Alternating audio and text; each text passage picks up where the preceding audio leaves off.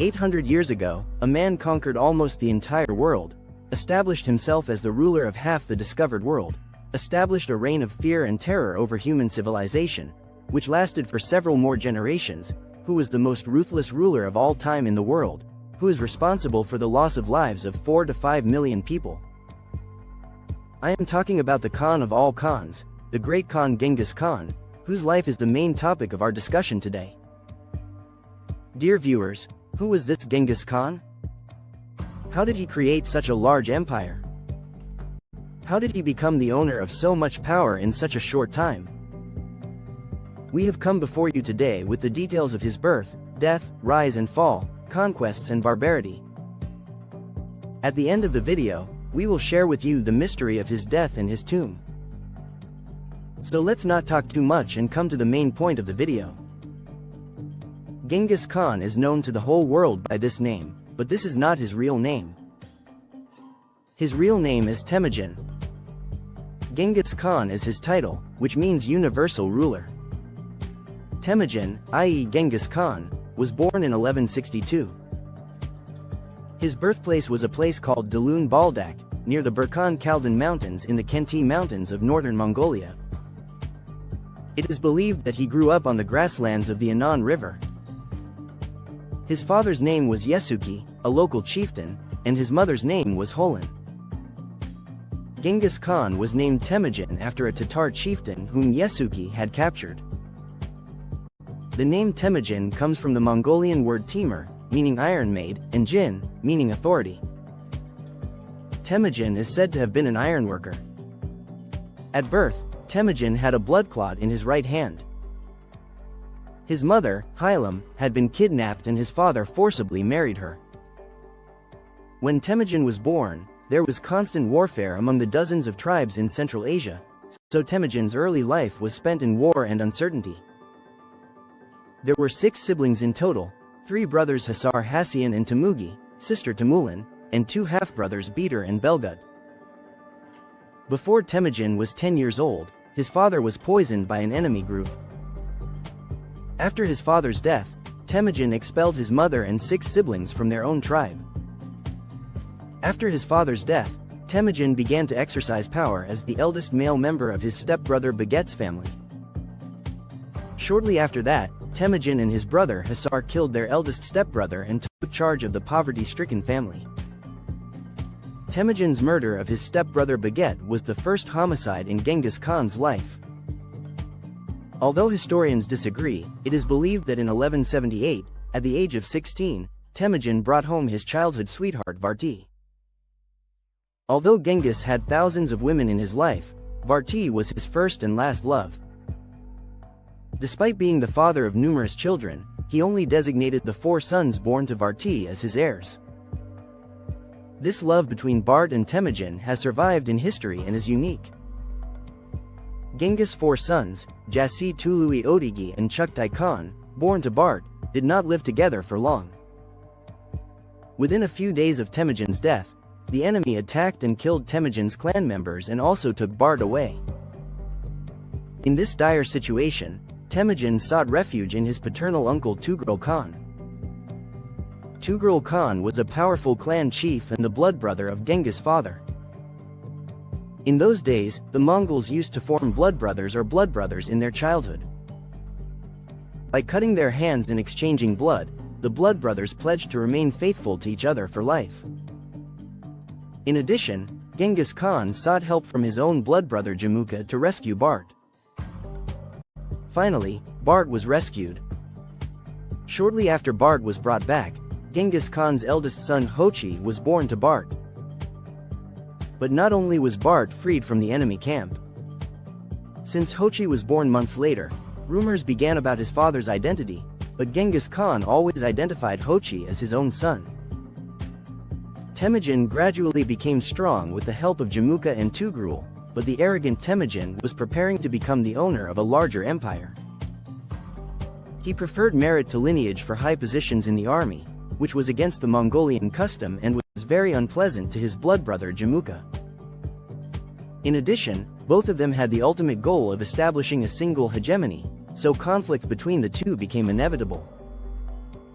At one time, when Temüjin's blood brother Jamuka became Genghis's bitter enemy, this alliance did not decrease over time, but continued to grow, but he did not have to wait long for a final settlement.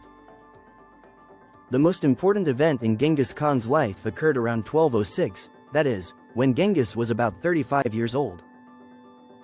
When the Mongolian steppe was divided into two camps, one led by Genghis Khan, on the other hand, was the title of Jamuka. After Jamuka's defeat in several battles with Gurkhan Temüjin, Jamuka's people handed him over to Genghis, but the most serious crime for Genghis Khan was betrayal.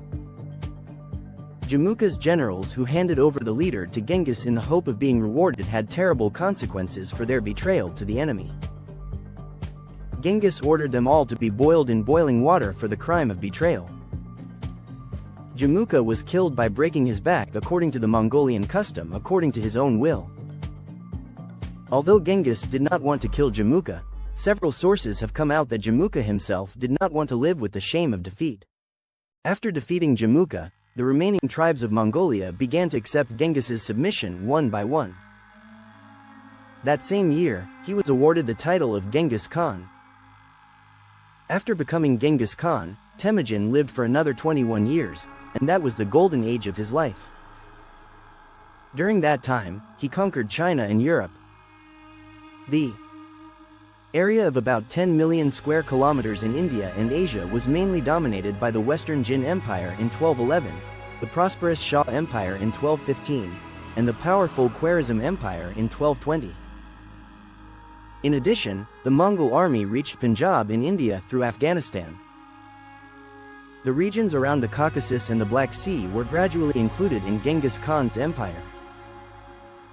Genghis Khan's triumphant chariot reached Europe through Bulgaria and Ukraine. Surprisingly, Genghis Khan's army did not lose any speed to conquer Russia, which was always invincible. Genghis Khan's method of conquering the kingdom was terrifyingly brutal.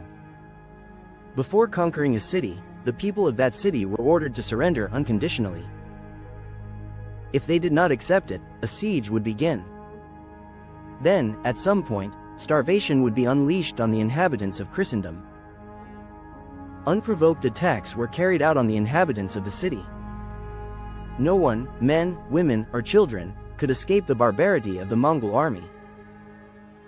The populous cities of the Middle Ages, like Merv and Beijing, were completely razed to the ground by the brutality of the Mongol army. Urgench, in present-day Turkmenistan, was one of the most important cities of the Middle Ages. It was completely destroyed by the Mongols, who conquered the city of about 1.2 million people. When Genghis' army conquered this city, it was given the task of killing an average of 24 innocent people for every 50,000 soldiers. The areas that the Mongols attacked would become deserted. Civilization spread over thousands of square miles. The ruins of several cities in Central Asia still survive in the Ghost City.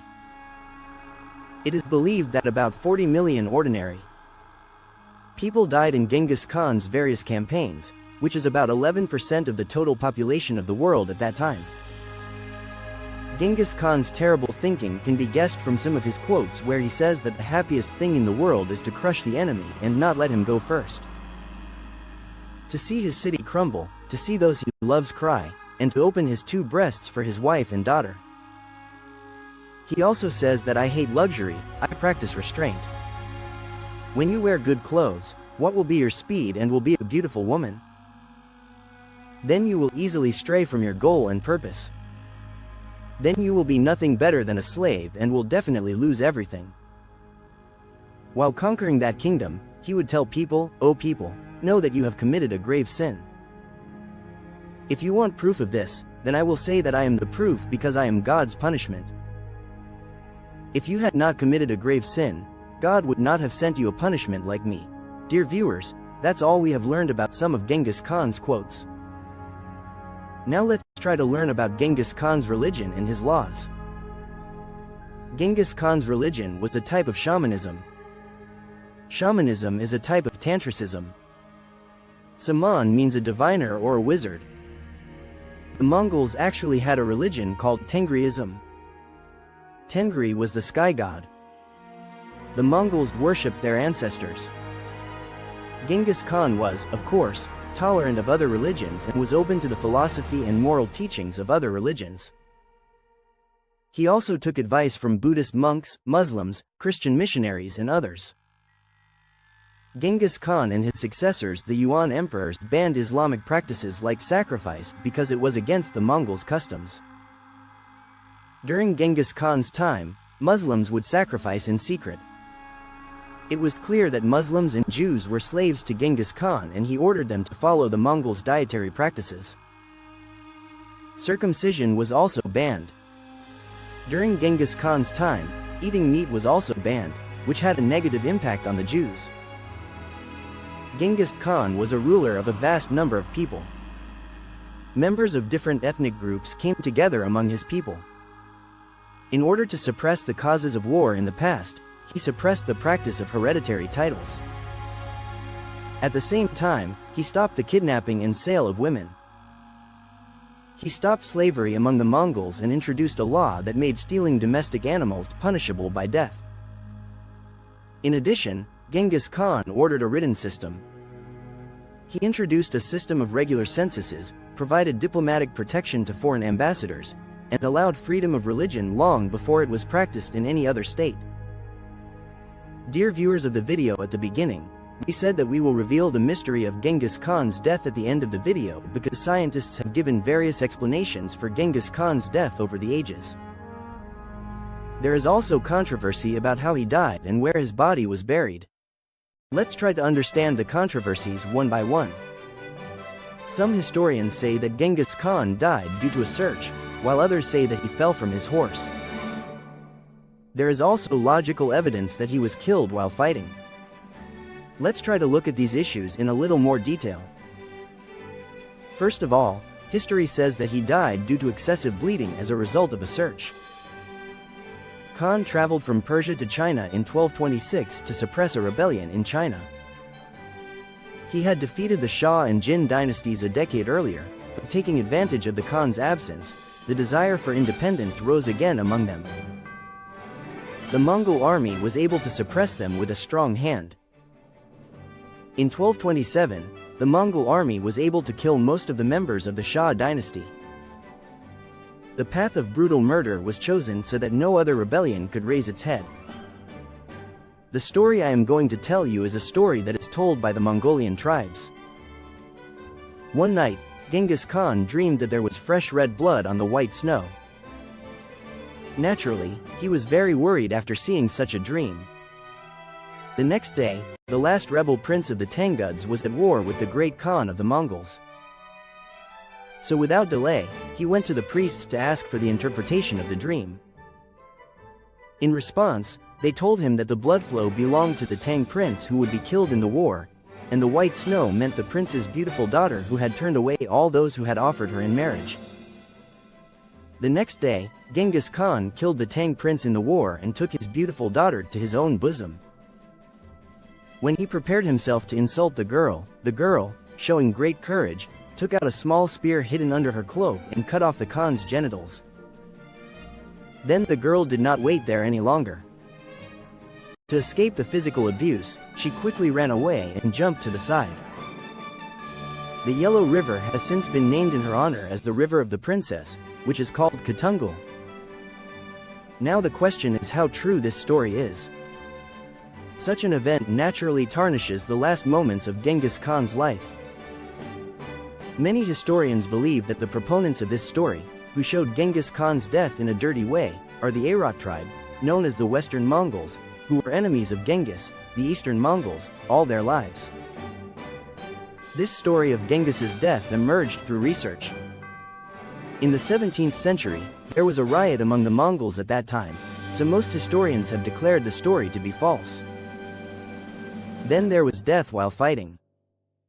According to the Hypatian Codex, Genghis Khan was killed in the last battle of his life against the Chinese in 1227. This codex, written in 1425, is currently kept in the National Library of Russia in St. Petersburg. According to Marco Polo, Genghis was shot in the knee while fighting in order to destroy a fortress called Kazu. Later, he died from this wound. He then fell from his horse to death. The Secret History of the Mongols, a chronicle of the Mongol Empire, mentions that he died by falling from his horse. According to the description of Genghis Khan's book, Genghis instructed his men to prepare for war against the Tenguts. At that time, he was waiting for the winter to come in southern Mongolia and was spending his time hunting wild boar. One day, while hunting, he accidentally fell from his horse and was seriously injured. The 65-year-old Genghis Khan, on the one hand, could not tolerate the cold and contracted pneumonia. On the other hand, he was seriously injured from the fall, and both of them seriously overcame the Mongol ruler. Even in this sick state, he continued to order the war. Finally, Genghis Khan died of illness during the war. Now the question is, how accurate is this description, or how accurate is the secret history of the Mongols? It is said that this book was written in 1240, based on the description of one of Genghis's foster sons. Therefore, it has been the most accepted of the three possibilities above. On his deathbed, Genghis Khan expressed his wish that the order to wipe the Jizya kingdom from the face of the earth was carried out to the letter. The loyal descendants turned the city into dust. They carried out indiscriminate massacres. Innocent people were taken as slaves. Many more were carried out. Genghis Khan wanted his grave to never be found, so he carried out this order exactly. The Mongol army took a week to reach Mongolia from China. It is said that the Mongol army killed the person who fell in front of the group on this long journey. When the tomb was finished, all those who built it were killed. Then the soldiers who were there also committed suicide.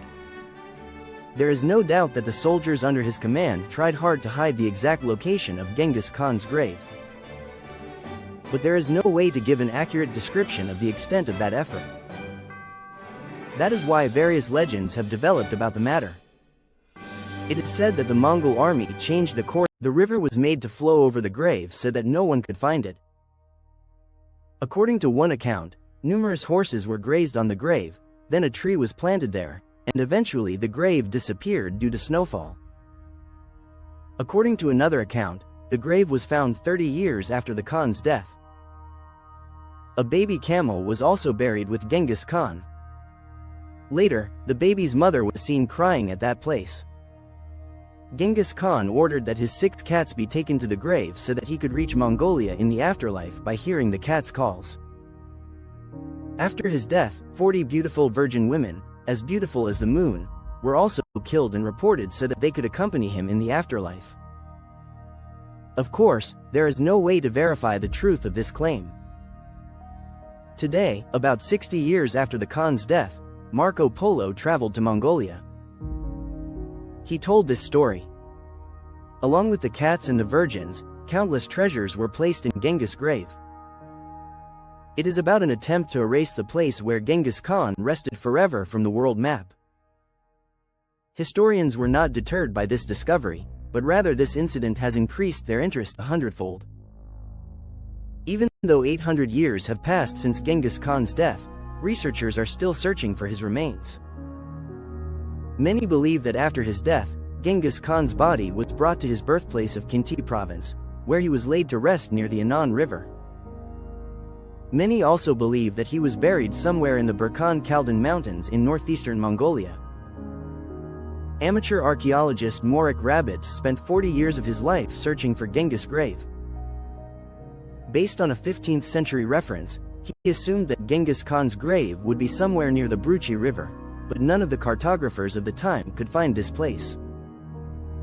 In 2012, Kravitz passed away with the regret of not being able to find the founder of the Mongol Empire in Diyarbakir. Kravitz is currently searching for Genghis Khan's grave. The most notable of them is Dr. Albert Yeoman Lin. In order not to conduct an expedition that could directly harm various parts of Mongolia, they launched the Valley of the Khans project. Dr. Lin's team is continuing the search for the grave of Genghis Khan with the help of ultra-high-resolution images obtained from satellites. However, finding the grave of the great Khan of the vast Martian Empire is like finding a needle in a haystack. No one knows where the needle is, so it takes a lot of effort and time to find it.